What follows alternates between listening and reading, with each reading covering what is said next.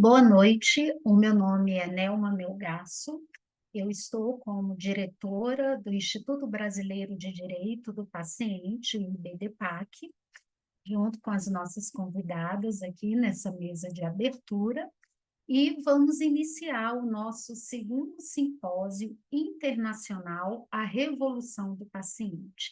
Estamos extremamente felizes de conseguirmos realizar esse ano, o segundo encontro, e temos muitas novidades, né? Primeiro, queria ressaltar que estamos com o Observatório dos Direitos do Paciente, da UNB, como também o apoio do Grupo Hospitalar Conceição. E em breve, tanto a Caroline como a professora Aline também vão falar um pouquinho aqui. Mas primeiro eu quero ressaltar algumas novidades que nós trouxemos para esse segundo encontro. Se vocês observaram a nossa programação, nós vamos ter a abertura com o Dr. Victor Montori, daqui a alguns minutos. Amanhã nós temos atividades o dia todo. Vamos começar às 9 da manhã com a professora Aline, que vai falar sobre inteligência artificial e empatia clínica, impactos nos cuidados em saúde, e o moderador é o Guilherme. Também vamos ter palestras internacionais. Esse ano nós conseguimos trazer nomes importantes no cenário internacional, e a partir das 10 horas nós vamos ter algumas palestras, tanto sobre letramento digital, como saúde digital e direito do paciente. E eu acredito que é a maior inovação neste ano que nós conseguimos coordenar um trabalho de submissão, tanto de resumos como de relato de experiência. Nós vamos ter a apresentação de 13 às 15 horas, e a partir de 15 horas vão continuar as palestras. Nós vamos ter uma palestra muito interessante, que vai ser a experiência do Chile no que tange a tomada de decisão compartilhada. Vamos ter um momento com associações de pacientes, temos várias convidadas, e, por fim, nós vamos falar também de segurança psicológica dos profissionais de saúde, vamos ter palestras sobre burnout e os impactos de toda essa tecnologia que nós estamos vivendo nos cuidados em saúde. Isso aqui foi um breve resumo que eu trouxe para vocês, mas a programação está disponível no site do IBDPAC. Quero dar boas-vindas a todos que estão nos acompanhando ao vivo e que irão também acompanhar. Nós sabemos que muitas pessoas não podem devido a outros compromissos, mas esse evento ficará disponível para todos aqueles que fizeram as inscrições. Reitero as boas-vindas e passo agora a palavra à Caroline, do Grupo Hospitalar Conceição, e depois a professora Aline Albuquerque. Boa noite a todos.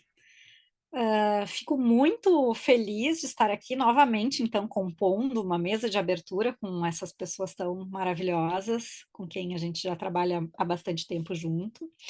Eu sou a Caroline Heck, presidente do Comitê de Bioética do Grupo Hospitalar Conceição, em Porto Alegre.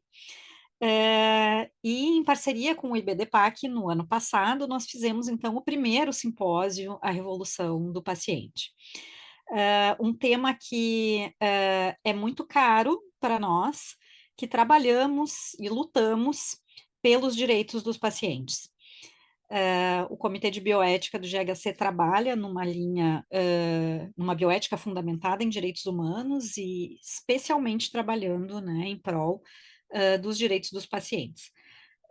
A gente acredita que realmente uma revolução é necessária, né, não só para a melhoria dos cuidados em saúde, mas também para a qualidade do trabalho, né, dos nossos profissionais já tão exauridos, né, nessa área da saúde. Então, agradeço novamente a parceria, né, com o IBDPAC, com o Observatório, com todos os nossos, com o próprio The Patient Revolution Institute, né, de onde o Victor vai falar.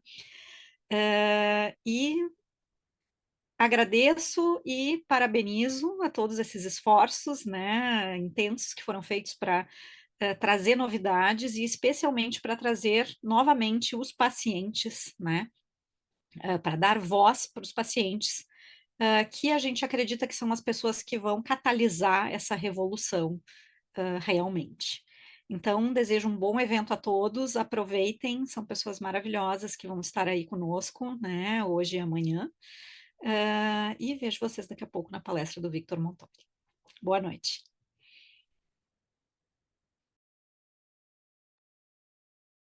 Bem, boa noite a todos vocês que estão conosco. Hoje acho que a gente pode dizer que é uma noite de celebração. É, celebração por vários motivos. Porque estamos aqui juntos em prol de uma causa que é uma causa global, né? É importante dizer isso, né? A Revolução do Paciente é um movimento que temos como precursor o professor Victor Montori, né, que vai nos brindar com essa conferência, né, em alguns minutos. É, e ele construiu esse movimento global, né, que aglutina pessoas de vários países, né, de várias regiões do mundo, em prol de uma revolução que foi denominada a Revolução do Paciente, mas que não é só para o paciente, né? É para o paciente, para os profissionais de saúde e para todos nós, né? Porque todos nós, como sempre, né? É a nossa frase, né? Fomos, somos ou seremos pacientes. Ser paciente é uma condição inexorável do humano, né? Adoecer é inexorável. Todos nós vamos adoecer, todos nós vamos ser sempre, né? Em algum momento da nossa vida, vamos passar por essa condição. Então, é muito importante trazer, né, para a nossa sociedade essa conscientização em torno da necessidade de mudar, de transformar os cuidados em saúde, o ecossistema de saúde. Então, hoje é um momento de celebração, porque, como já foi dito aqui, né, tanto a Nelma representando o IBDPAC, a Caroline representando o GHC, particularmente o Comitê de Bioética do GHC, e eu, Aline Albuquerque, representando o Observatório de Direito do Paciente, né, do Programa de Pós-Graduação em Bioética da UNB. Então, estamos juntos nesse momento, nessa noite, celebrando a Revolução do Paciente, o segundo simpósio internacional, né, como já foi dito também, realizamos o primeiro, estamos realizando o segundo, com vários convidados internacionais. E, além disso, né, uma outra novidade desse segundo simpósio é a participação efetiva das organizações de pacientes, com uma mesa específica para as organizações de pacientes. A programação foi realizada por essas organizações, e a própria mesa vai ser conduzida pelas organizações, né? Entendemos que o protagonismo do paciente deve se dar em vários âmbitos, no cuidado em saúde, mas também no âmbito, digamos, da sua participação, da sua construção, do que significa para os pacientes e para os familiares uma revolução. A revolução do paciente tem que ter a voz, a participação efetiva dos pacientes e familiares e cuidadores também. Então, esse segundo simpósio, para além dessas novidades, vamos trazer o tema da inteligência artificial, que é um tema de extrema relevância, porque se o sistema de saúde está em crise, se a relação entre profissional de saúde e paciente está em crise, essa crise vai ser acentuada em razão dos adventos da inteligência artificial. A gente sabe disso, né? Então, a gente precisa falar disso e precisa falar acerca da eticidade, né, digamos, desses avanços, né? E isso vai ser um tema que eu vou abordar amanhã, né, pela manhã.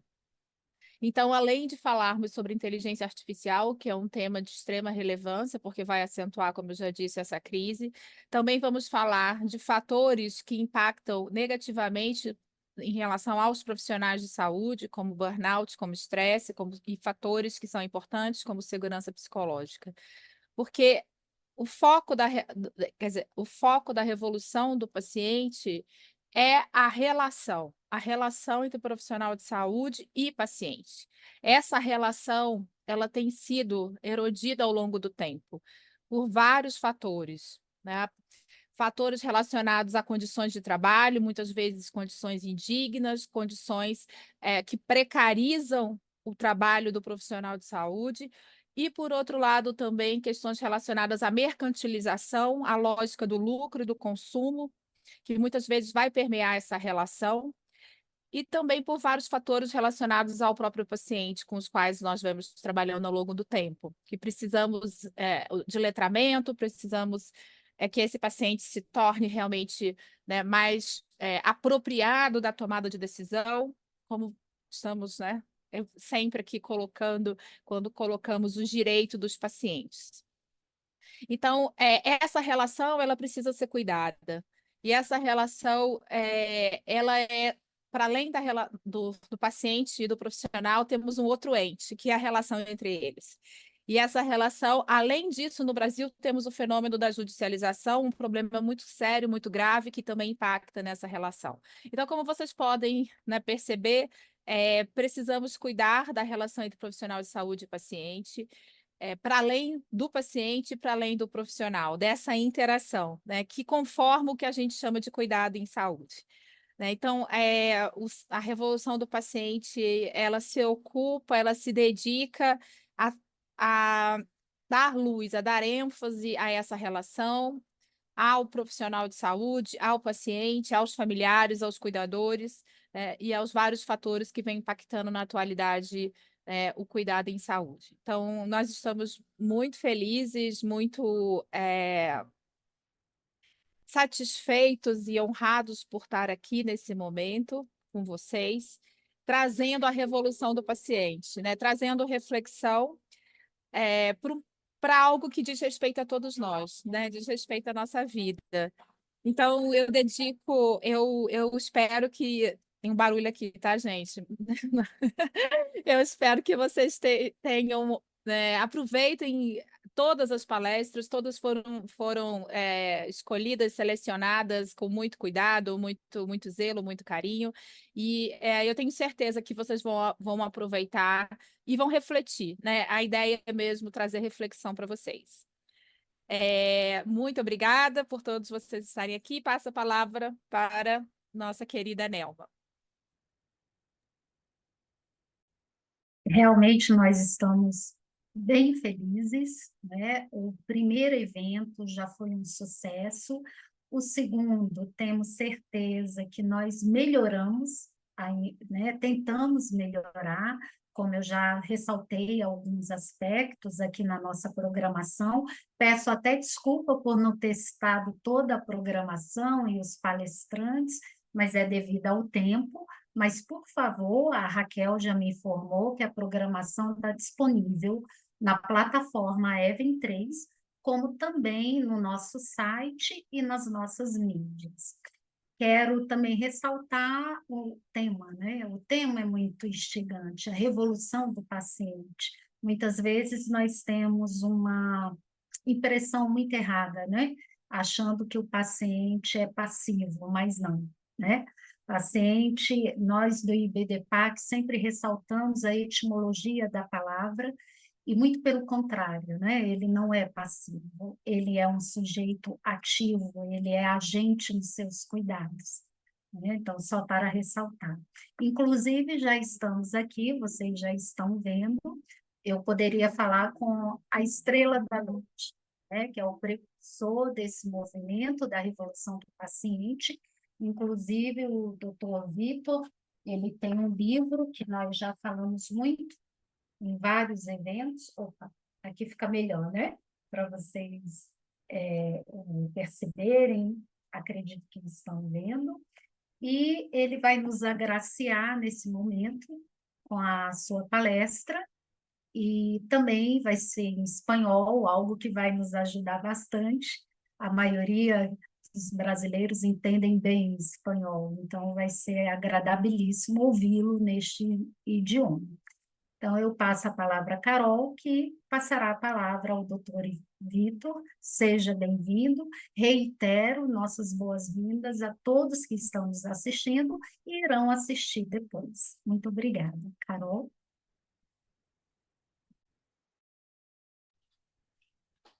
Boa noite. Good evening, Victor.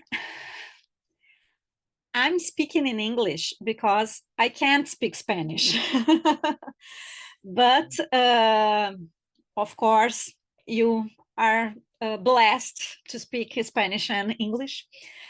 But I'm going to introduce you in Portuguese and then we can start. But we are really honored to have you here with us tonight. Thank you very much. Pessoal, então, só esclarecendo, eu acabei falando em inglês porque realmente eu não falo espanhol, ia ser uma vergonha, né, para o nosso palestrante, né, o meu espanhol terrível. Então, vou apresentá-lo, então, o Dr. Victor, é professor da Mayo Clinic, bolsista da Harvard Kennedy School, é endocrinologista e autor de mais de 800 artigos científicos. Ele atua com foco em medicina baseada em evidências, decisões compartilhadas e cuidados minimamente disruptivos. Na Mayo Clinic, trabalha para promover a atenção centrada no paciente com doenças crônicas.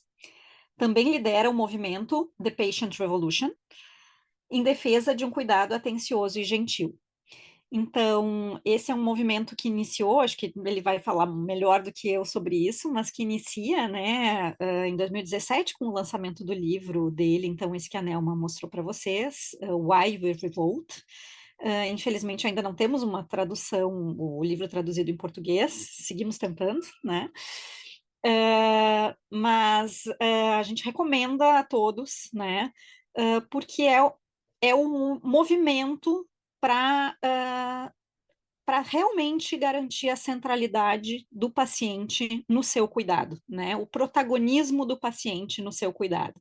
E que nós, profissionais da saúde, temos o dever, a missão de levar a cabo esta revolução, né? Então, é por isso que estamos aqui hoje, e estamos realmente muito felizes, muito honrados de contar com o Dr. Victor, que ano passado, infelizmente, não pôde participar do nosso evento. Nós tivemos a Sheila, que foi maravilhosa também, né, conosco. E hoje, então, vamos ouvi-lo. Então, com a palavra, Dr. Victor, please. Bueno, muchas gracias a Carolina y gracias a todos los que están participando de este evento. Voy a compartir mis slides aquí y lo pueden ver. Sí, perfecto, muy bien. Y vamos a comenzar con una conversación sobre la revolución del cuidado y su humanización.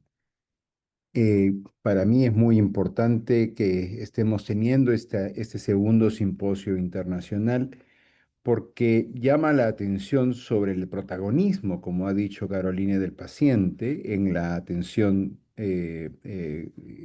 sanitaria, en la atención de salud, pero quiero además llamar la atención no tanto de uno de los protagonistas, sino de lo que hace la gente cuando se junta, que es, quiero llamar la atención sobre el cuidado.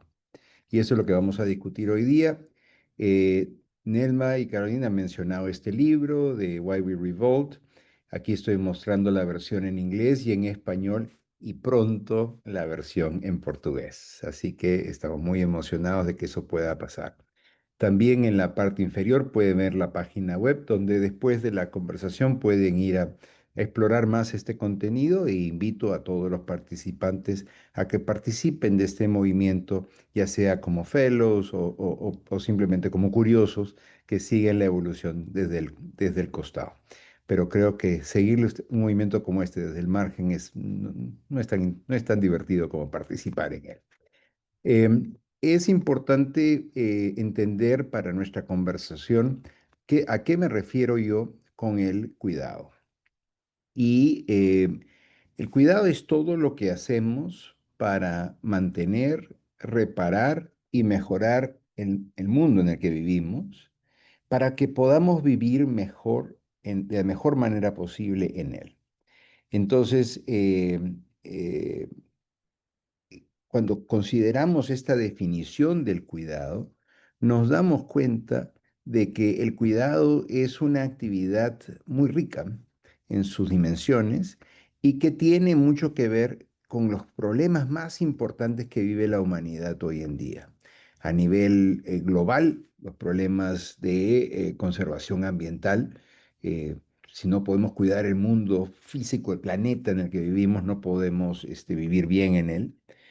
También el mundo de nuestras sociedades. Yo estoy en estos momentos en Estados Unidos, donde la sociedad está viviendo un cambio brutal que está causando estragos en la calidad de vida de las personas, sobre todo de las personas más vulnerables. eh, y entonces no podemos vivir bien en el mundo social.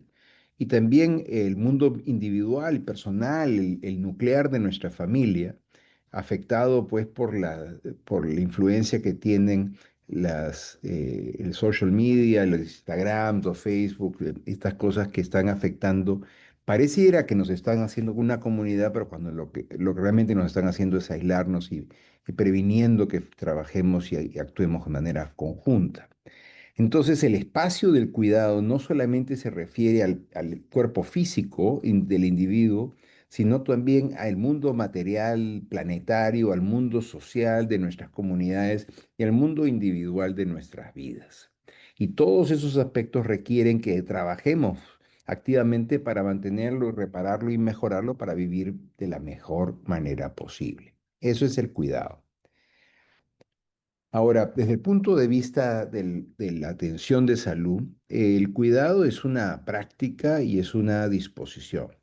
Es la disposición a ayudar al prójimo, de atender a otra persona, de mejorar la situación de otra persona. Y como práctica requiere una serie de acciones que, dirigidas de manera apropiada, y están diseñadas para mejorar la situación de esa persona. El cuidado empieza dándonos cuenta de lo que está pasando y tomando la decisión de responder a lo que vemos.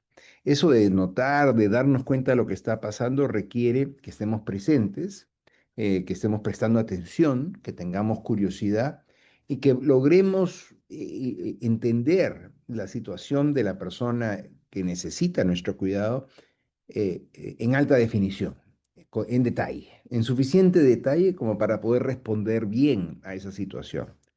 Cuando decidimos responder a esa situación, ocurre algo casi mágico, porque creamos la posibilidad de que esta persona, de que la situación de esta persona pueda mejorar. Y nos responsabilizamos por inventar la acción o acciones necesarias para que eso pueda ocurrir. Eso le da esperanza a la persona que está recibiendo el cuidado. Entonces, el cuidado es notar y responder, pero el cuidado también es darlo y recibirlo.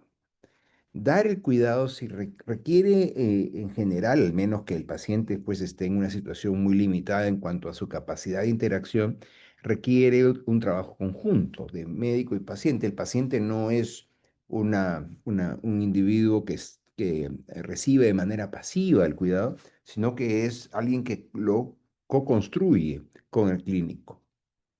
Es un trabajo en conjunto en el cual el que va a cuidar tiene que tener un nivel mínimo de competencias que le permita que la acción que va a ejecutar sea capaz de causar más beneficio que daño.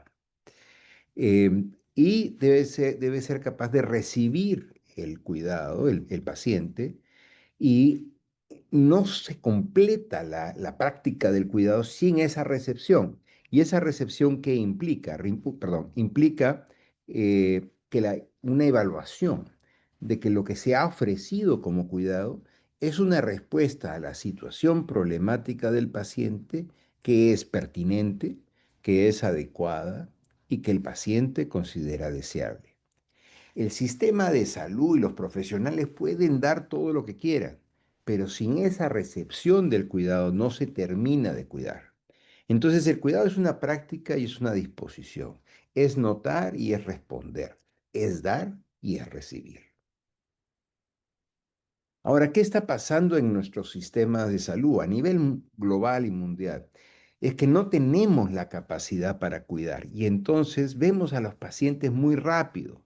A veces los vemos simplemente como representando un resultado de un examen de laboratorio, una prueba de sangre o una radiografía, como un dato estadístico, como el paciente con diabetes que no está bien controlado o como lo que leemos en la historia clínica del paciente, en la ficha médica del paciente, y pensando que porque está escrito ahí y lo hemos leído, ya entendemos la situación y conocemos al paciente. Pero todas estas formas de verlo, o incluso la representación o inteligencia artificial del paciente, todas estas formas son formas de ver a una persona que a lo más es borrosa. Y al verlos de manera borrosa no podemos entender bien su situación. Aquí vemos la fotografía de la misma paciente, de María Luisa, y vemos a María Luisa delante de un montón de medicinas que las tiene ahí en su casa y que las toma de manera regular. Ahora, en la situación de María Luisa, que vemos que no parece particularmente contenta y saludable, sino más bien triste, aislada y de repente sobrecargada de toda esta atención, tenemos que preguntarnos si los clínicos la vieron de manera borrosa, ¿cómo es que termina con tantas medicinas, con tantas tabletas delante? Y es que los clínicos tenemos unas guías de atención, unos protocolos de atención, unos objetivos que queremos lograr y unas innovaciones que traemos a la práctica clínica, todos ellos asociados a los diagnósticos que tiene un paciente como María Luisa. Entonces, eso se acumula en pacientes que tienen más de un diagnóstico. Y cuando terminamos respondiendo a ese aspecto biológico de María Luisa, a esos diagnósticos de María Luisa, el cuidado que resulta es un cuidado que es apropiado para gente como ella, pero ese es un cuidado que solamente responde a los elementos biológicos que están anormales en alguien como María Luisa. Pero eso no es el trabajo del clínico. El trabajo del clínico no es responder a gente, dar un tratamiento para gente como María Luisa. El trabajo es dar un tratamiento para María Luisa, es cuidar de María Luisa. Y eso requiere que además de entender su biología, entendamos también la biografía de ella. ¿Cómo es que llega a esta situación? ¿Qué ha pasado antes en su vida? ¿Qué está pasando ahora? ¿Y cómo es que los tratamientos que estamos, la enfermedad y los tratamientos que estamos ofreciendo para la enfermedad están interfiriendo con la vida que ella quiere tener? ¿Y cómo es que hay elementos en su vida, su trabajo, su familia, las cosas que hace en momentos de ocio? ¿Cómo es que esos están interfiriendo o facilitando el tratamiento? La interacción entre la vida y el tratamiento de María Luisa. Y el otro aspecto biográfico es el futuro. ¿Qué goles y prioridades tiene ella para el futuro? De tal manera que a la hora que consideramos los tratamientos, que consideramos el manejo que le estamos dando, tenemos que considerar que eso está queriendo llevar a algo y ese algo tiene que ser consistente, compatible, en lo mismo que María Luisa está queriendo conseguir para su propia vida. Si no atendemos a esos aspectos particulares de María Luisa, el tratamiento que estamos ofreciéndole a ella es un tratamiento genérico y que se acumula. Y es un tratamiento que además conlleva eh, trabajo. Yo soy un médico que atiende pacientes con diabetes y a mis pacientes les pido que cuando estén escogiendo sus alimentos presten atención a la información nutricional, información que requiere que hagan pues cálculos matemáticos, entiendan porcentajes y puedan estimar calorías y carbohidratos que están consumiendo. Además, se les pide que monitoricen su azúcar y lo hagan de repente más de una vez al día y que usen esa información para cambiar las dosis de tratamiento de repente con insulina que está recibiendo. Es el fin de la espontaneidad y hay que tener preparación y anticiparse en cuanto a recursos y en cuanto a inversión en el proceso de pensamiento para poder utilizar este autocuidado para mejorar su situación. Pero una de las experiencias más genéricas que tienen los pacientes es la experiencia de esperar.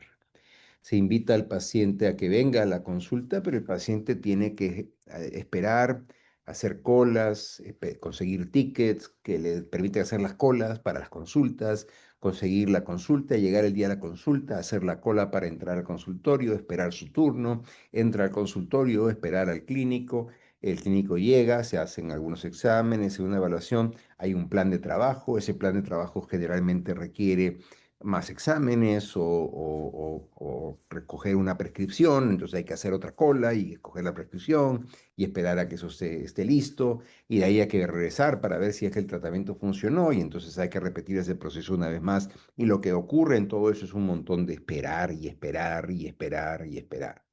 Donde trabajo aquí hay esperas similares que ocurren en el teléfono o esperando que el sistema de seguros acepte cubrir un tratamiento o una cirugía y la gente tiene que esperar y esperar y esperar. Entonces, esto de tener que esperar requiere trabajo, requiere hacer el tiempo, prorrogar otras actividades, eh, delegar responsabilidades a otros. Y se le pide cada vez más al paciente que se venga preparado para la consulta, que aprenda con unos vídeos educacionales, que prepare, improvise preguntas durante la consulta, preguntas que muchas veces no tiene oportunidad de hacer porque la consulta es muy, muy rápida, que de repente pueda grabar la visita, gente que está grabando la visita porque de repente quiere escucharla después, y así yo puedo hablar más rápido como clínico y terminar más pronto, verificar que la información esté correcta en su historia clínica, que se mida a sí mismo, se controle, se automaneje, que organice sus citas, prescripciones, que entregue los documentos, los pagos, los recibos en las ventanillas correctas en el momento correcto, que mantenga a sus familiares informados, que cuide a sus seres queridos y que abogue por sí mismo y por los intereses de otros que son sus seres queridos, ¿no? Es un montón de trabajo que se espera que el paciente haga, que individualmente cada actividad parece bastante razonable, y para un paciente que tiene un solo problema quizás se pueda manejar, pero para los pacientes más comunes que vemos hoy día en las consultas clínicas en adultos, que son pacientes que tienen más de un problema, estos demandas se acumulan y se vuelven intolerables. Y cuando el paciente ya no puede implementar todo lo que pedimos que haga, porque es una carga pues muy pesada la que se acumula, cuando no puede implementar toda esta carga pesada, nuestra respuesta no es de comprensión, sino de describir al paciente como un paciente que es incumplidor, que no es un paciente responsable, sino que es un paciente que no está participando de su propio cuidado. Y cuando se lo comentamos a otros colegas como médicos, le estamos indicando a esos colegas que a esta paciente no la vamos a poder ayudar porque ella no está tomando responsabilidad de su enfermedad. Y cuando alguien viene buscando cuidado y nosotros hacemos algo que disminuye la posibilidad de que ella pueda recibir el cuidado que necesita, eso es fundamentalmente cruel. Entonces, lo que estoy describiendo yo es una situación en que las personas no están siendo cuidadas y no están siendo procesadas por un sistema que ha sido desbordado por las demandas que tiene y por la poca inversión y la poca participación de profesionales que pueda tener. Es un sistema en que los pacientes son borrosos, el tratamiento es genérico y pesado y muchas veces es cruel. Es un sistema industrializado. Un sistema industrializado que no es sostenible desde el punto de vista financiero, es carísimo en todos nuestros países, es un sistema que no es sostenible desde el punto de vista ambiental, tiene una carga de una producción de gases y carbón que no es compatible con su misión de promover la salud. Em, Tiene una insostenibilidad también ambiental en ese sentido, pero la insostenibilidad que hoy día quiero tratar es la insostenibilidad humana. Y esa insostenibilidad humana comienza con el hecho de que los pacientes, sobre todo los pacientes que tienen más de una enfermedad crónica, 40% de ellos en nuestros estudios consideran que la carga de tratamiento que están recibiendo es insostenible y que algún elemento va a tener que ser descontinuado porque no es posible darse abasto con todas las demandas que los tratamientos y el sistema de salud pone sobre el paciente y su familia. también es problemático porque cuando viene el paciente, por lo menos en nuestro entorno, donde tenemos la historia clínica en el sistema informático, nos pasamos 40% del tiempo interactuando con la pantalla y no con el paciente. Y cuando el paciente nos comienza a explicar por qué ha venido a la consulta, hoy día lo interrumpimos en los primeros 11 segundos desde que el paciente comienza a contarnos la razón para su visita. Entonces no nos llegamos a enterar ni siquiera por qué está el paciente ahí y ya estamos pensando cómo vamos, qué exámenes va a necesitar, qué prescripciones va a necesitar y cómo hacemos para que pase el siguiente paciente. Y eso destruye el alma del clínico, el alma del que aparece con la intención de cuidar, de satisfacer su necesidad profesional de cuidar del paciente. En esas condiciones nadie puede cuidar. Y depende del estudio, 40% o más de los clínicos hoy en día, enfermeros, médicos, están cortando sus horas de atención o pensando o han dejado ya la práctica clínica, lo cual por supuesto deja más trabajo para aquellos que quedan todavía en actividad. Entonces, la medicina industrializada, una medicina sin capacidad de cuidado, es una medicina humanamente insostenible, causando que tanto médicos como pacientes estén sobrepasados en cuanto a las demandas que este sistema pone sobre ellos dos. En ese sentido, paciente y médico no están en lados opuestos del problema, sino que se encuentran en los dos, en el lado de víctima de un sistema que los procesa en lugar de cuidarlos. ¿Cómo podemos salir adelante? Esta es la escultura de la catedral hecha por Rodin. Y en esta escultura son dos manos de dos personas diferentes que se están acercando. Las puntas de los dedos están casi tocándose, las palmas son las paredes de la catedral, el espacio entre las manos configura el espacio funcional de esta catedral. Podemos también ver a esta imagen como una analogía de la interacción entre médico y paciente, del encuentro clínico.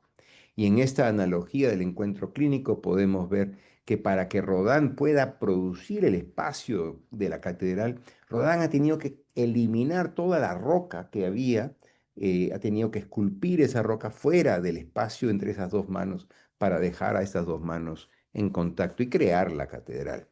Y creo que es un poco lo mismo que tenemos que hacer nosotros con nuestros sistemas de salud, que es eliminar todo aquello que se interpone en el camino de un cuidado cuidadoso, una atención cuidadosa y gentil. Este es un análisis de médicos que se hizo de manera seriada entre los años 2019 y 2021. Y lo que se encontró y se puede ver aquí es que hay condiciones de trabajo que hacen que los clínicos exhiban más o menos burnout, ¿no? Que tengan una insatisfacción existencial con su trabajo que los lleve a querer abandonarlo. Y se puede ver que en una misma, si uno ve el promedio, que es la línea gris del medio, en este periodo de tiempo aumentó ese burnout, pero que en ese promedio hay dos grupos que son parte de ese burnout. Hay un grupo que en este caso, por ejemplo, al sentirse valorado tenía mucho menos burnout, casi 20 puntos menos de burnout, que aquel grupo que no se sintió valorado y que tenía casi 20 puntos más de burnout. Y sentirse valorado como clínico por tu institución, por el líder de la institución, entonces permite que uno tenga un mejor estado emocional e intelectual para enfrentarse a los problemas del paciente. Cuando uno tiene más control sobre las condiciones de su trabajo, cuando puede trabajar en equipo y cuando puede trabajar en ambientes que no son caóticos ni acelerados, apurados, uno va a estar en mejores condiciones de cuidar. Así que tenemos que tener condiciones adecuadas de trabajo. El cuidado pues requiere que los clínicos, los que se acercan a cuidar al paciente, estén bien y sean competentes. Por eso es importante colaborar y atender en equipo, no solamente porque el equipo nos permite ser más eficaces y más seguros, sino que también permite que los profesionales puedan cuidarse unos a otros. Si los profesionales se pueden cuidar unos a otros, pues están en mejor capacidad entonces de cuidar a sus pacientes. Y cuando hay nuevos procesos administrativos, nuevos procesos de atención, cuando hay innovaciones como la inteligencia artificial que están entrando al espacio del cuidado del paciente, tenemos que tener cuidado que esos nuevos procesos, esas innovaciones, se traigan con la intención de mejorar nuestra capacidad de cuidar al paciente y se evalúen no solamente en sus resultados en eficiencia o financieros, sino también que se evalúen en ese sentido, en su capacidad de apoyar el cuidado. ¿Y qué debemos ver para saber si es que el cuidado en una institución, en un lugar, está bien? Como pacientes, lo más importante es ver si es que podemos tener conversaciones sin prisa. En la interacción médico-paciente, el paciente debe sentir que tiene el tiempo para expresar qué está pasando, cuál es el problema que requiere la atención del clínico, y el clínico debe tener el tiempo para reflexionar y poder entender mejor esa situación y poder trabajar en conjunto para formar una respuesta efectiva.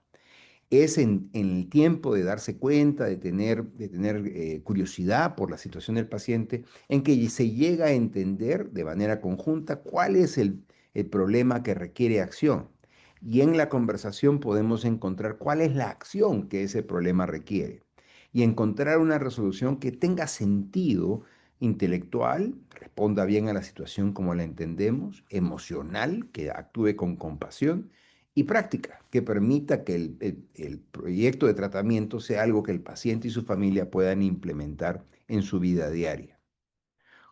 Es importante entonces que entendamos esta declaración internacional que hicieron pacientes de la mano de abogados, ingenieros, diseñadores, clínicos, administrativos y otros líderes, en que escribieron este párrafo. Los pacientes y los clínicos deben de poder colaborar en el diseño de planes de cuidado que respondan de manera máxima a la situación única y a las prioridades de cada paciente y que interrumpan mínimamente sus vidas y las vidas de sus seres queridos. Entonces, si queremos saber qué tan bien están nuestros sistemas de salud actuando, debemos de poder verificar si es que los pacientes y los clínicos están pudiendo colaborar para lograr este nivel de cuidado. ¿Qué podemos hacer específicamente para pasar de una atención sin cuidado a una atención cuidadosa y gentil? Bueno, la respuesta es infinita y depende mucho de las condiciones en cada lugar, pero voy a sugerir algunos ejemplos de actividad específica que se podría hacer. Ejemplos que, por ejemplo, si queremos saber que hay cuidado, podemos ver si es que hay en la interacción médico-paciente esta pregunta: ¿qué es importante para ti? ¿Qué importa en tu vida? Y asegurarnos que lo que estemos diagnosticando y tratando tenga que responder a eso. Ser curioso acerca de la vida del paciente.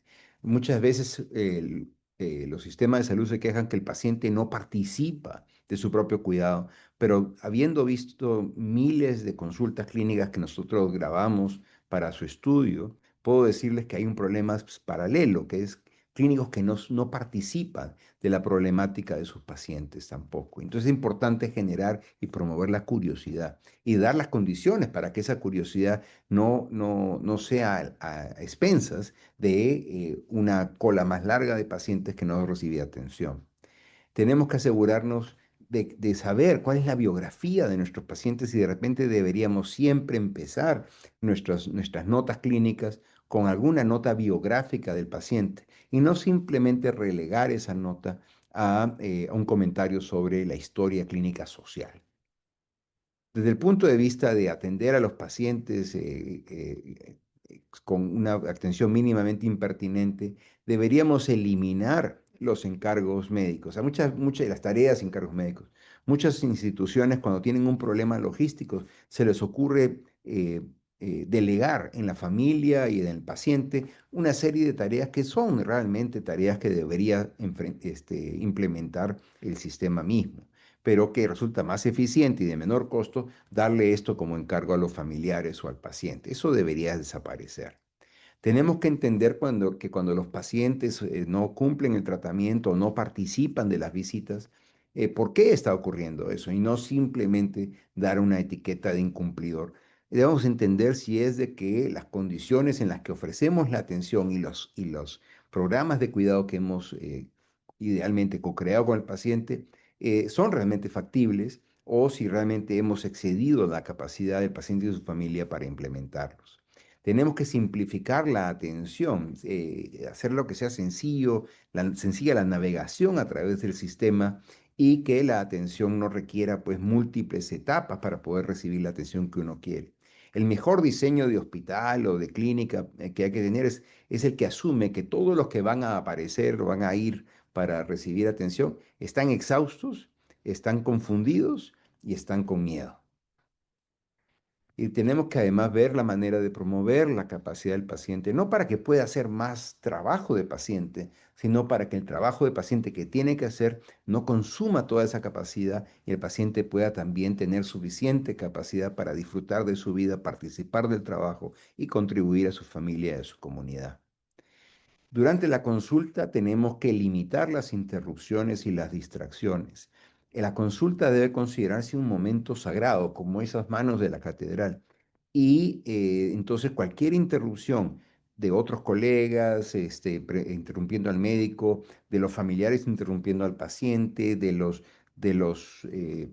móviles, del sistema informático, cualquier interrupción o distracción debería eliminarse. Debemos implementar una programación flexible. Hay gente que no puede salir del trabajo, que tiene que venir después de horas de oficina y crear programas flexibles, sobre todo para pacientes crónicos, cuya vida no para cuando se enferma, sino que vida y enfermedad y tratamiento están todos imbricados, están todos entretejidos. Y tenemos que implementar, donde es posible, una continuidad de atención para que el paciente no tenga que explicar 25 veces qué es lo que le está pasando y para que las discusiones, sobre todo de aspectos íntimos y privados del paciente, no tengan que ser repetidos y el paciente retraumatizado. Tenemos que eliminar la noción de la ventanilla equivocada. Tenemos que empoderar a cada miembro de los equipos de atención para que tengan capacidad de resolución. Así el paciente se presente en el momento o en la ventanilla equivocada. De tal manera que el paciente no sienta que recibir atención es sinónimo de frustración. Y tenemos que facilitar la navegación para que sea obvio y evidente dónde tiene que ir el paciente. En cualquier caso, tenemos que erradicar la crueldad de nuestro sistema de salud. La crueldad es algo que no debería ocurrir. Es como ser cruel en el sistema de salud debería estar tan erradicado como la cirugía de un miembro equivocado, ¿no? Y en este caso es una fotografía de unos pacientes que están esperando su cita y se han cansado de esperar de pie y han puesto sus zapatos para esperar en vez de ellos, ¿no? Y es importante que esto nunca pase, ¿no? No que los pacientes no pongan sus zapatos, sino que lo que nunca pase es que tengamos un sistema de ventanillas y de espera que le diga a esos pacientes, tu dolor, tu desesperación, no nos importa. Tome asiento y espere su turno. Y que es una de las crueldades, esa indiferencia más comunes en nuestros sistemas de salud. Ahora, un problema ya social es el hecho que nuestras sociedades tengan niveles de injusticia social muy serios, que haya una inversión en salud pública muy limitada. Y entonces, poco a poco, cualquier forma de sufrimiento comienza a tener como respuesta el cuidado profesional. Y eso en parte se debe a que hemos limitado globalmente el trabajo del cuidado mutuo, no el cuidado profesional, el cuidado que ocurre en las casas, en las oficinas, en el ambiente privado, en el ambiente personal. Hemos limitado ese trabajo a un ambiente muy privado, muy escondido, en el que se espera no que todos los que esperan cuidado tengan responsabilidad de cuidar, sino que eso solamente ocurra en las mujeres. Y existen en muchas sociedades a nivel mundial la idea de que las mujeres no solamente son superiores en cuanto a sus capacidades para cuidar, sino que son las únicas que tienen responsabilidad para hacerlo. Y se entiende que lo que se prefiere es un trabajo productivo, generador de recursos, generador de dinero, y que el cuidado no lo es. Esta percepción cambió por unos breves instantes durante la pandemia de COVID, y donde en muchos países se celebraba, se aplaudía, se les cantaba a toda la gente que hacía esos trabajos esenciales de cuidado mutuo, en las casas, en los hospitales, en los lugares de reposo, que distribuían, recogían, copiaban alimentos, medicinas, toda esta gente que hace que permita que la economía productiva pueda funcionar. Pero cuando terminó la pandemia, en lugar de aprender el mensaje de la pandemia, que es que el cuidado es algo que permite que nuestras sociedades funcionen, nuevamente nos hemos olvidado de todos aquellos cuidadores informales, casi todos ellos mujeres, que hacen ese trabajo día a día. Esta situación no es sostenible a nivel social. Y entonces tenemos que cambiar a una en la que el cuidado común, la expectativa de que todo aquel que cree que va a merecer cuidado cuando esté sufriendo, sienta que además tiene una responsabilidad de cuidar de otros cuando esté bien, vamos a tener que generar suficiente cuidado común y limitar el cuidado profesional para esas situaciones que la persona de la calle no puede resolver. Y debemos levantar el nivel de las personas para que tengan las destrezas y la información necesaria para cuidar de muchos de muchos de los problemas que hoy día invitan a los pacientes a ir a postas, consultorios y hospitales. Para eso tenemos que hacer que el cuidado no sea algo que hacemos en secreto, en privado, sino es algo que lo celebramos. Quizás el ejemplo más claro es el ejemplo de cocinar. A todos los que nos gusta cocinar, nos gusta invitar a los amigos, prepararles un alimento y celebramos la calidad de nuestra destreza para cocinar. Hay programas de televisión de grandes cocineros, hay libros de cocina, hay tiendas donde uno puede comprar pues ollas más funcionales, en fin, hay toda una serie de inversión en esta forma de cuidado. Y eso deberíamos extenderlos a todas las formas de cuidado que podemos darnos unos a otros sin tener que recurrir al profesional. Tenemos que entonces asegurar que cuando hablemos del cuidado, que no estamos hablando de mujeres cuidando, sino estamos hablando de todos cuidando. Todo el que cree que tiene la expectativa de que lo van a cuidar, tiene la responsabilidad de cuidar por otros. Y tenemos que elevar la importancia del cuidado para no pensar que es una situación en la que uno deja de ser un miembro productivo de la sociedad, sino entender que ese trabajo de cuidado permite a la sociedad salir adelante. Es cuando hacemos eso que nos damos cuenta que el cuidado es algo fundamentalmente humano. La misión, desafortunadamente, va a ser siempre infinita, pero la capacidad para cuidar no lo es. Entonces es importante que la distribuyamos entre todos, nos apoyemos entre todos y reconozcamos que cuando podemos hacerlo, esa capacidad es una capacidad renovable y se renueva en la sonrisa de nuestros pacientes. María Luisa en la unidad de diálisis, en la foto de arriba, con su hijo y su nieta, contenta porque la nieta se dio cuenta. Esta es una paciente que originalmente era del Perú y en esa fotografía vivía en Estados Unidos, en Alaska. Su nieta fue a visitar y se dio cuenta que por las tardes en la unidad de diálisis, dos de las enfermeras de diálisis hablaban español y María Luisa podía comunicarse con ella. Al cambiarle su horario de la mañana a la tarde, María Luisa podía pasar esas 3 horas con compañía y eso le dio esa sonrisa que pueden ver ahí. Se sintió muy bien María Luisa y un día viajó al Perú y se comió ese enorme pescado. Me imagino que sus médicos de los riñones deben haber estado espantados, pero vemos esa sonrisa. Y yo como clínico, mis colegas, estoy seguro que cuando ven una sonrisa como esa, se acuerdan de por qué decidieron perseguir una carrera en salud. Y cuando los pacientes, espero, vean esa sonrisa, entiendan que es posible tener cuidado que realmente eleve la calidad, dignidad y salud humanas. Y eso es a lo que invito que todos trabajemos, a una revolución del paciente que haga que los sistemas de salud no estén basados en la codicia, sino en la solidaridad, que no estén manejados en base a reglas y protocolos, sino a la integridad profesional de todos sus integrantes. que no se enfoque exclusivamente en la eficiencia, que es importante, sino más bien en la elegancia del sistema, como los gimnastas o los bailarines o los grandes jugadores de fútbol brasileños, que se mueven con un cierto ritmo, no más rápido, no más lento, no buscan el apuro, pero tampoco son tan lentos que no están siguiendo el sonido de la música, pero tampoco desperdician ningún movimiento, no hay nada de más. Entonces se trata de un cuidado no solamente sin desperdicio, pero también sin apuro, un cuidado elegante, que no es para pacientes como este, sino para este paciente, que no busca explotar la capacidad del paciente y su familia, sino que es mínimamente impertinente de sus vidas y que en la capacidad de cuidar a estos pacientes de manera continua se generan relaciones personales que muchas veces son relaciones de amor.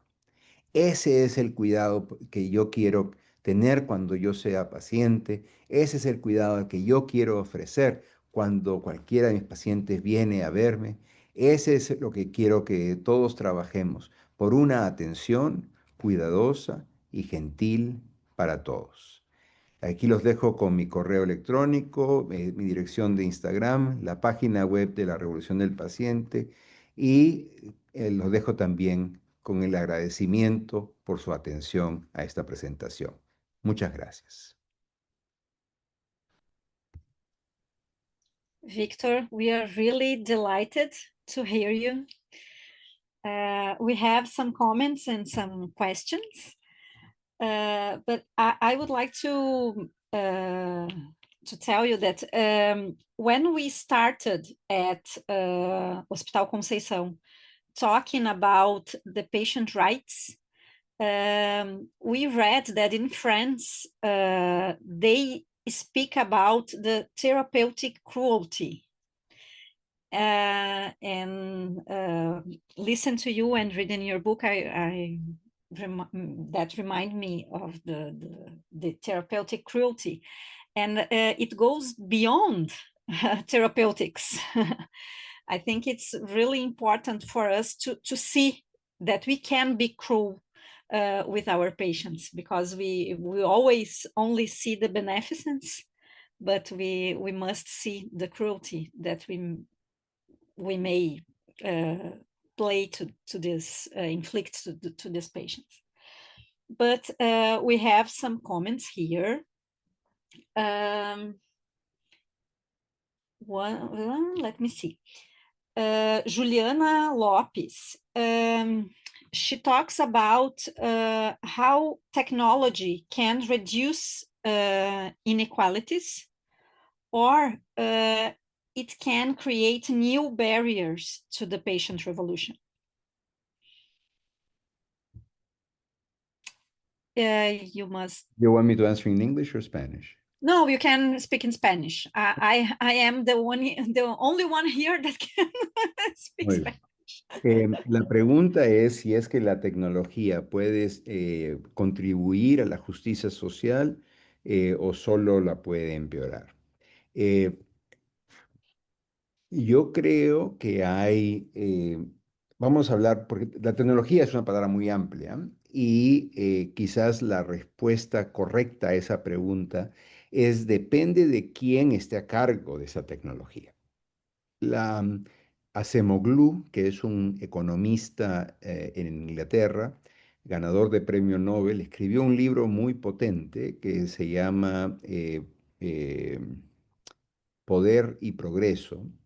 Y en ese libro, Acemoglu dice que mirando 1000 años de historia humana, que los avances tecnológicos contribuyen al bienestar social, no por sus características intrínsecas, no por su capacidad tecnológica, sino por cómo las sociedades toman control de esas tecnologías y las orientan para el bien común. Entonces, trayendo esa idea a la noción, por ejemplo, de la inteligencia artificial, podemos entender que la inteligencia artificial es una tecnología potente y se puede utilizar para ayudarnos a llevar información, explicación de la información, porque con estos sistemas de estos modelos de lenguaje, la capacidad que tiene ese sistema para explicar a diferentes niveles educativos y en diferentes idiomas es sorprendente. Estos sistemas pueden llevar información y explicación a gente que nunca ha tenido acceso a información o a explicación. Pero si esos sistemas no están supervisados, no están controlados por gente que está comprometida porque el contenido sea un contenido sin sesgo, sea un contenido correcto, sea un contenido justo y sea un contenido que se aplica a la realidad de las personas que van a utilizarlo, esa misma tecnología, haciendo las mismas cosas, puede causar más daño que beneficio. Y el único beneficiario en ese caso va a ser el dueño de la tecnología y no el usuario. Entonces necesitamos tener democracias funcionales y gobiernos representativos que puedan tomar responsabilidad por llevar esas tecnologías hacia el camino del bien común y no del bien particular. Yes, it's a hard task because I think we must reframe the effectivity concept. How we measure efficacy,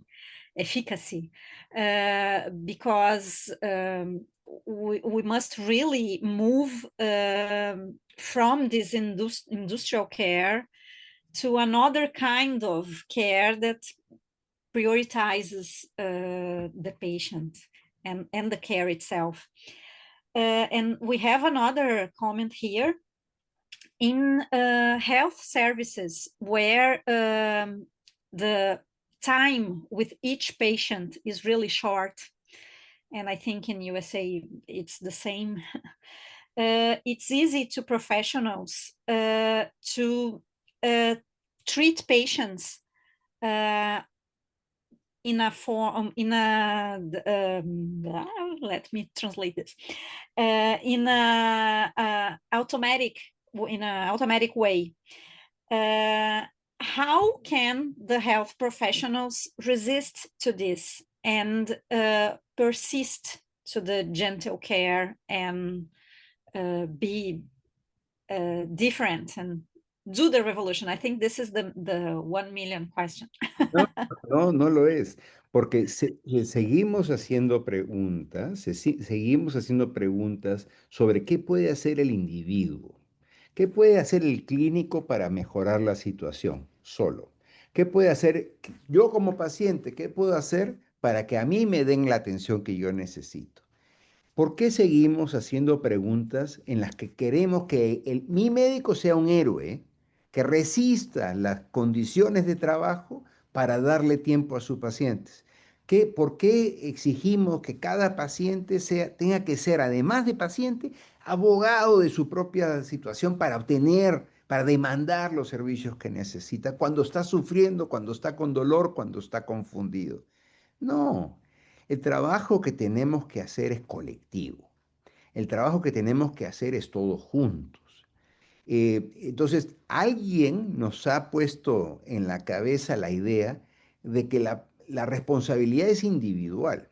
Y yo como profesional tengo que buscar la manera en el sistema en el que trabajo de darle a mis pacientes la atención que yo creo que ellos merecen.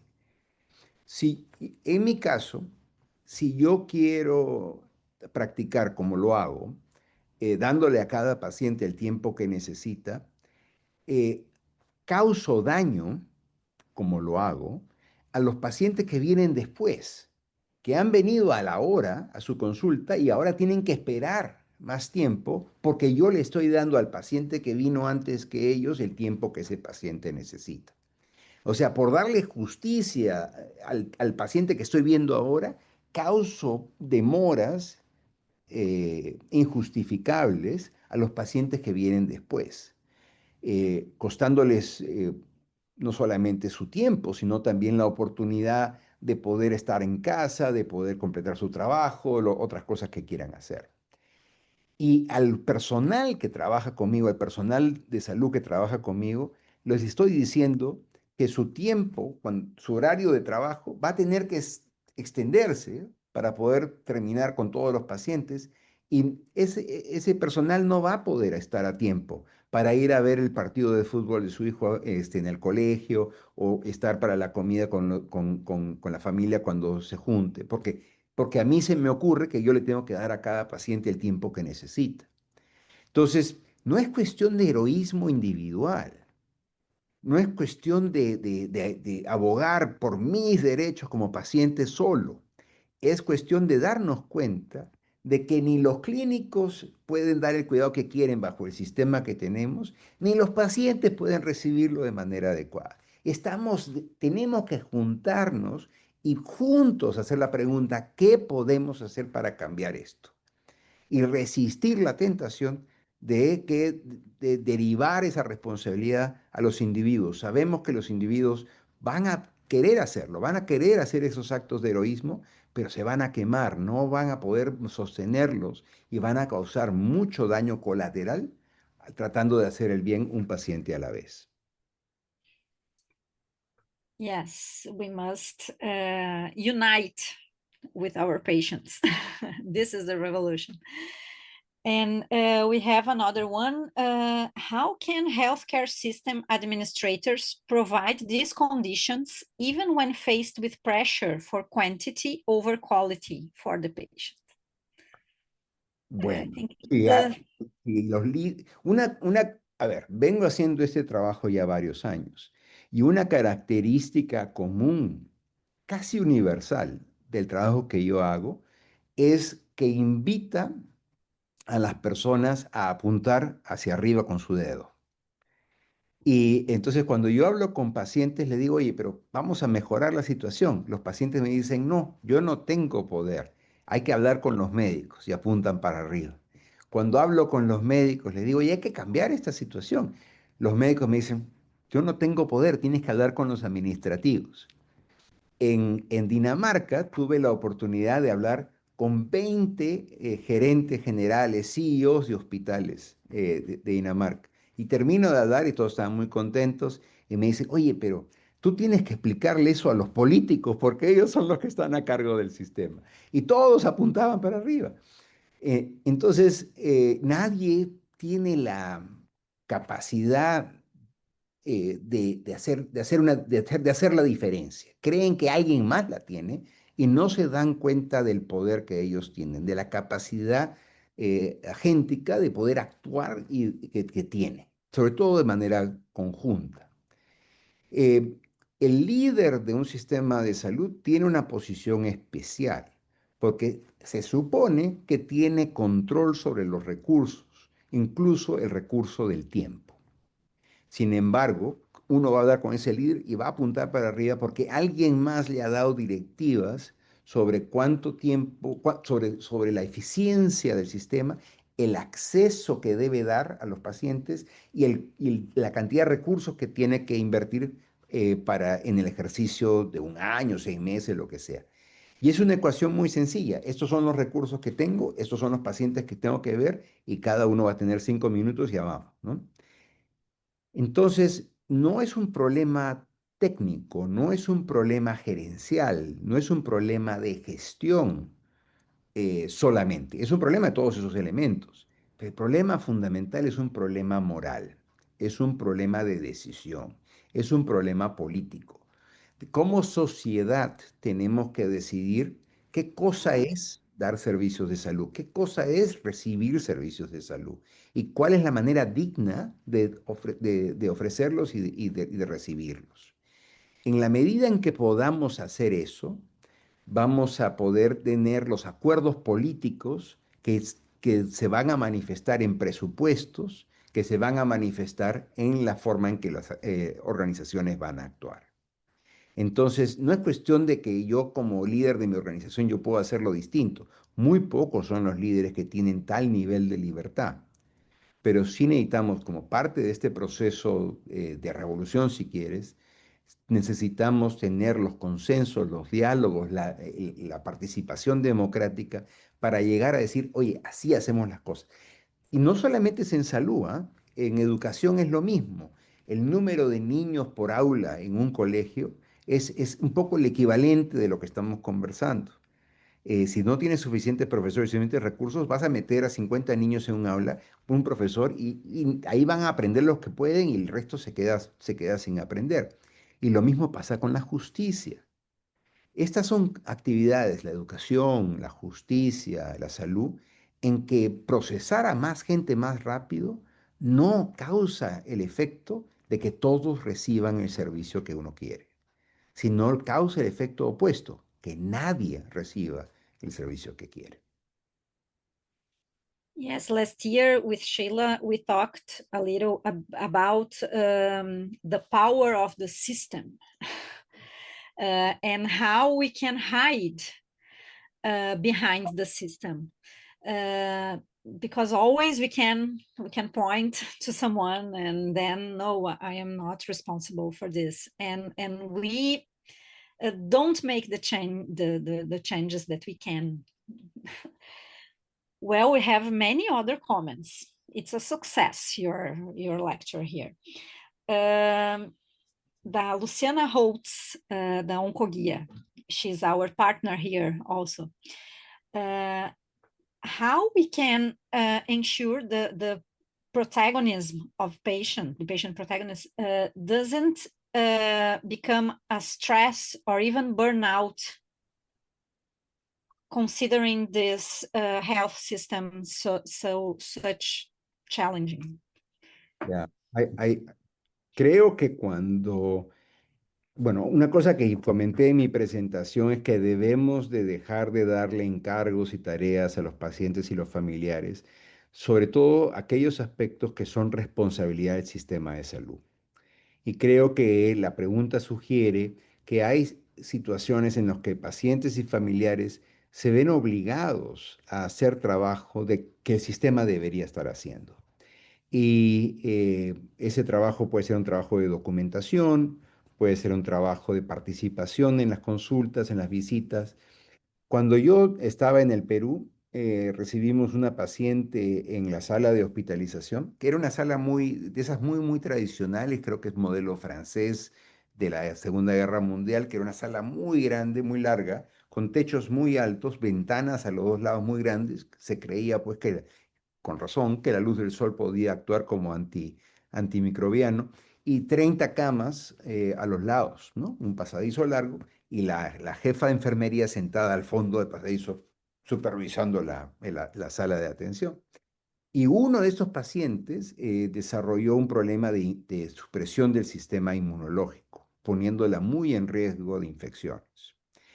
Y teníamos una sala completa de gente en que el problema más importante era infecciones. Y lo que yo hice en ese momento, era un estudiante y tratando de hacer lo mejor por mis pacientes, es que les dije al paciente y a los familiares que la parte más importante que tenían que ellos estar atentos es que los profesionales de salud, los clínicos, los médicos, las enfermeras, los estudiantes que vinieran a ver a su paciente, que se lavaran las manos antes de tocar al paciente. Entonces nos dimos cuenta que el sitio para lavarse las manos más cercano era allá al fondo, lejos, a un cuartito, lo cual hacía bien poco probable que cualquiera de esos estudiantes o profesionales se fuera a lavar las manos y termine pues afectando la salud o causando la muerte de esta señora. Entonces le dije a la señora y a sus hijos que tengamos una vasija de agua siempre al costado de la cama del paciente con jabón, y que nadie tocaba a su mamá, a la señora, sin lavarse las manos. Entonces, básicamente tenía la policía pues de la familia ahí asegurándose que la gente se lavara las manos. Eso es inaceptable, ¿no es cierto? No puede ser que este hospital no pudiese garantizarle a ese paciente que los profesionales iban a lavar las manos, Que yo tenga que darle esa responsabilidad a la familia es inaceptable. Es lo único que pude hacer, pero es inaceptable, es injusto. Entonces, el paciente que está exhausto tratando de navegar el sistema, conseguir la atención que necesita y que sea una atención segura, que no le haga daño y que sea eficaz y que todo lo tenga que hacer en base a ese esfuerzo, es de una injusticia brutal que no se puede tolerar y que es por eso esa diferencia entre lo que tenemos y lo que deberíamos tener, esa diferencia es una diferencia que da la energía, que da el voltaje a este movimiento por una atención cuidadosa y gentil para todos. Yes, and we must see this. We must see that we can't demand more from these patients. Especially here in Brazil, where we probably in USA this is the same, but here we treat patients so poor and so vulnerable that demanding also one more thing, it's really cruel, really difficult. Bueno, y una cosa más, es que un sistema cruel Yes. convierte a sus profesionales, sin que ellos lo quieran, en gente cruel. Una de las Yes, it's the banality of the evil in our healthcare system. It's the same, no? literalmente es la misma figura. Yeah. Entonces, muchos pacientes se confunden y creen que el clínico es el enemigo, pero ese clínico se ha convertido en un ser cínico y sin ninguna capacidad de empatía o de compasión, porque trabaja en un sistema que no tiene, no cultiva las condiciones humanas en las que normalmente esa persona no actuaría así. Yeah, and we end up seeing the patients as our enemies also. So that we must fight against. O como objetos, ¿no? Que son Yes, objetos yes. biológicos Depersonalize our patients, no? que deberían estar agradecidos de que nos ven. Yes, we are gods. But we have some more. I have the impression from Magda Mendes Marques. I have the impression that when doctors don't have a lot of clinical resources, PET scan, etc., they tend to be more attentive to patients, as they have to really listen to patients and examine them closely, instead of just requesting lots of exams. Do you agree? I don't know. I think because sometimes here we don't have a lot of resources and still we don't have good practices. So. Sí, yo estoy de acuerdo contigo. Creo que no estoy seguro de esa asociación. Sí entiendo que si hay más exámenes, uno pueda usarlos en demasía, uno pueda usarlos en exceso, pero no estoy seguro que esa sea la razón por la cual no le prestamos mayor atención al paciente. Ahora, mientras más tecnología diagnóstica hay, sí es cierto que pasamos menos tiempo examinando al paciente y que muchas veces esa tecnología es superior al examen médico para encontrar anormalidades. O sea, tampoco hay que glorificar al examen médico. Yo soy medio sordo, pongo a escuchar el pulmón y a veces me pasan cosas, veo la radiografía, hay más, hago una tomografía, hay más, ¿no? Entonces hay cosas que la tecnología sí ayuda a hacer, pero no creo que el hecho de que haya tecnología esté relacionada de manera, esté causando que yo le vaya a escuchar menos al paciente. Quizás lo examine menos, pero no justifica que no lo escuche o que no lo cuide mejor. Yes. And we have here from Laura Rocha Pujol Ferrari, how we can improve the team integration for all the professionals to understand that they are responsible for the patient care. Ahí es un tema de integridad, es un tema de deontología profesional, ética profesional y de identidad profesional. El profesional del cuidado tienen una misión pues casi sagrada y tienen que entenderla. Ahora, es muy interesante la cultura de la organización. Yo trabajo en una organización que fue fundada por unas religiosas franciscanas. Ya las religiosas franciscanas no existen en la organización, pero sus valores persisten en la estructura y en las paredes, en el ADN, ¿no? de la organización. Eh, en un hospital que visité en otro lado, la primera, me organizaron una serie de reuniones y una de las reuniones fueron con el personal de seguridad del hospital. Y este es el personal que en parte se para delante de la emergencia, de la puerta de emergencia, y se asegura pues que la gente que está trabajando en la emergencia esté segura, ¿no? Aquí en este país la gente llega pues bueno, también en Brasil llegan con armas, ¿no? ¿Y cuánto hay? Entonces hay personal de seguridad en la emergencia. Entonces me reúno con ese personal de seguridad y para mi sorpresa, esta persona, este guardia, me dice, mi trabajo es ser el primer cuidador del hospital. Le digo, a ver, explícate cómo es eso.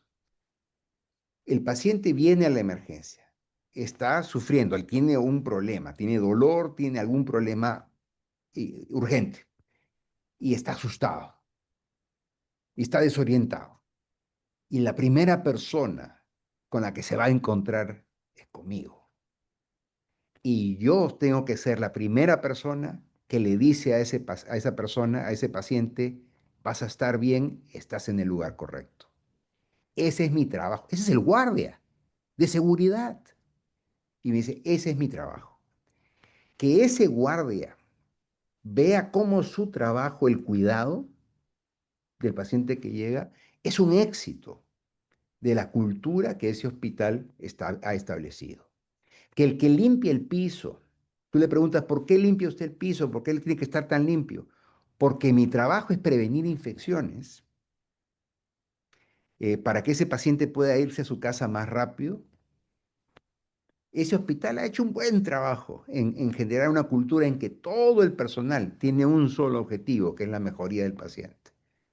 Y yo creo que Yes, you eso give es meaning to this work, because I think this is one of the roots of burnout, when you lose the meaning of your work. So precisamente. I think this is really important, really, really important. And we have only one more. I don't know, probably there are more, but they sent me only this. So in day-to-day social care service, we deal many times with families, with dysfunctional families, with violence between them, with many vulnerabilities, with fathers, parents that were violent, abusive. And when these people grow old, the families reject them.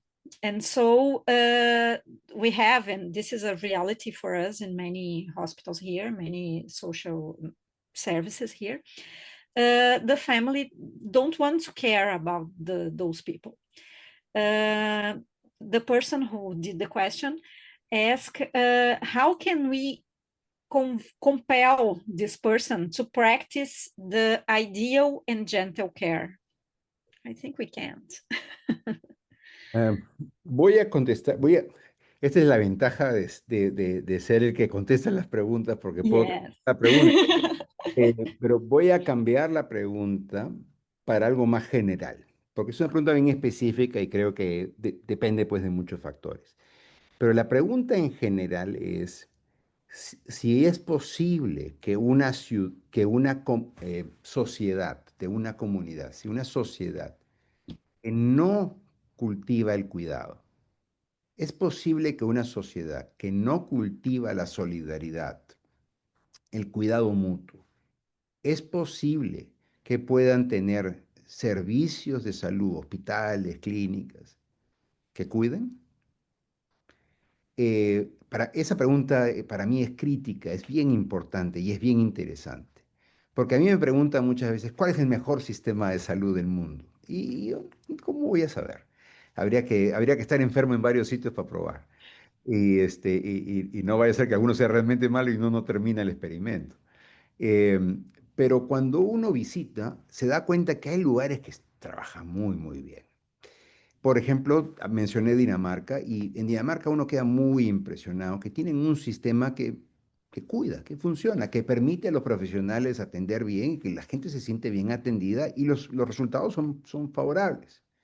Pero son hospitales y sistemas de salud que emergen de una sociedad que tiene historia y políticas de solidaridad, de cuidado en común, que son pues muy claras y que existen, que viven, ¿no? Que son realidad.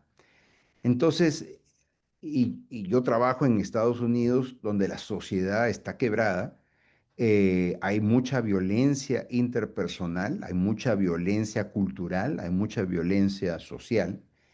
Y entonces no sorprende que sea difícil crear una institución con gente que cuide de otra gente, pero que cuando va a su casa vive en otro ambiente que es violento y que es agresivo y que es individualista y que es egoísta y que es aislador.